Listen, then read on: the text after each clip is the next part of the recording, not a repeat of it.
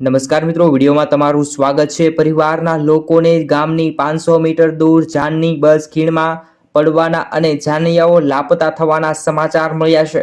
વરાજા સંદીપ સલામત છે અને સમાચાર મળતા ગામ લોકોને થોડી રાહત થઈ, પરંતુ વરાજાના પરિવારો અને અન્ય જાનૈયાઓના મૃત્યુના સમાચાર સામે આવ્યા છે।